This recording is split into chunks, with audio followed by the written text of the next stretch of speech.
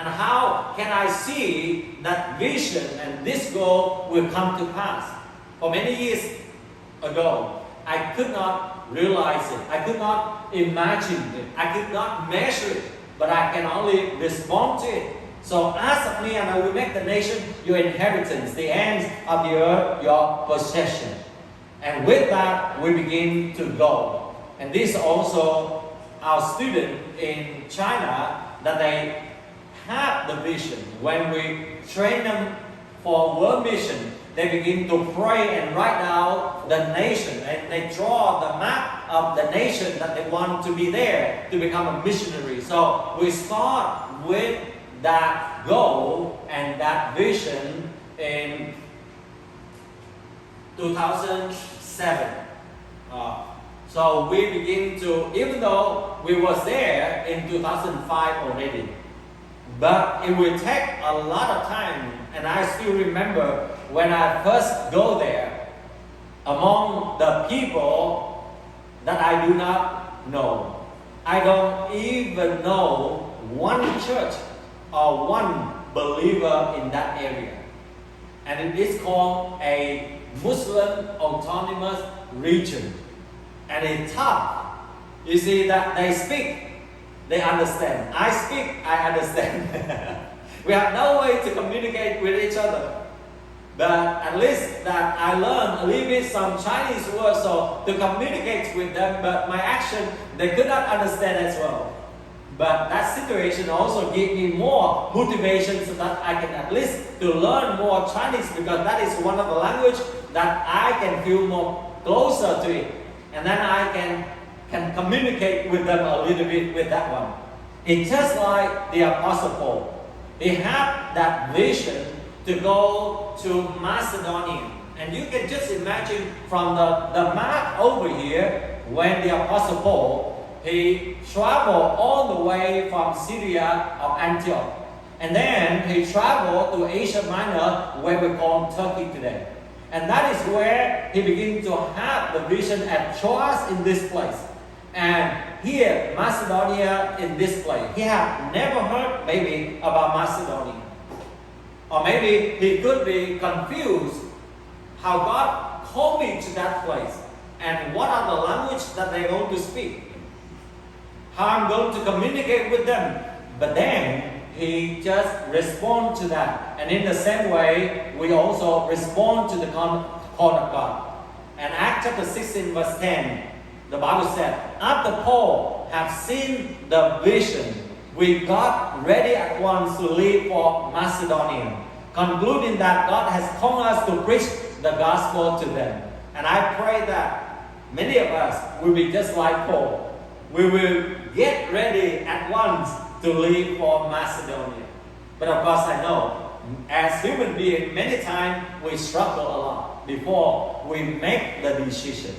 You see, when I was in the law school, from when I was very small, one of my goals is that I want to become a lawyer. And that was my dream.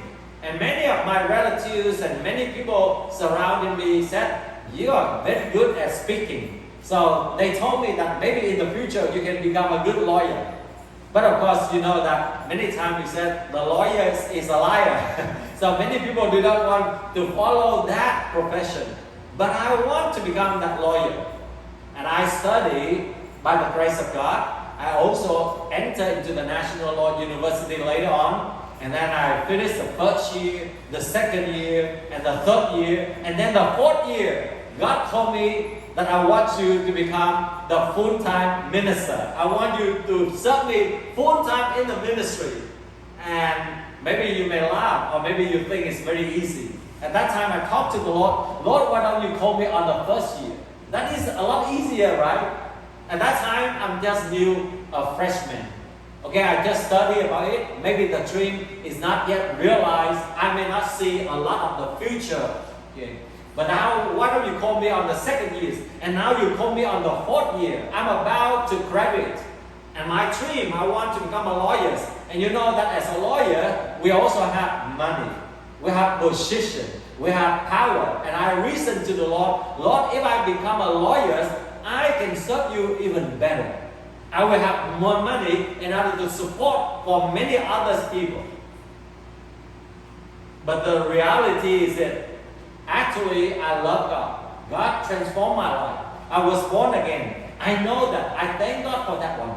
But when I look at the life of the pastor in our country in those days, I really do not want to become a pastor. You know why?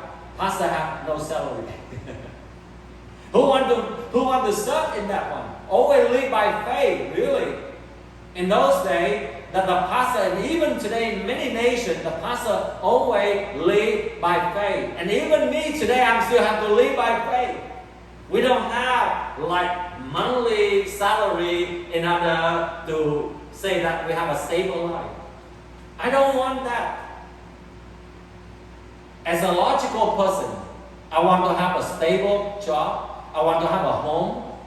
And in those days, we can dream even if I can have a good motorbike or in the future to have a car, that would be great. A beautiful wife, and if she loves the Lord, if at that time. But as a young person, we can just imagine many things, and it would be very difficult for me to make the decision to give up the thing that I have dreamed for so long. But I thank God, I respond to that call, and as you know, and I serve the Lord, and I understand your struggle. When maybe God calling you and you begin to think and worry about that. But let it just be like the Apostle Paul, Silas. At this moment, we also have Luke, the one who wrote the Gospel of Luke. He was with the Apostle Paul as well. And they just obedient to the call of God. And you know that with that obedience, it's not always very easy. They have to travel by ship in those days. They have to walk for miles after miles in those days. They have to face with many obstacles. And in the same way, I have to go to a new place with a new culture, new food, new people, and new situation without any assurance at all. But they obedient to the call of God. And I pray today that you and I also obedient to the call of God. And from Troas, we put out to sea and sailed straight for Samothrace. And the next day, we went on to Neapolis.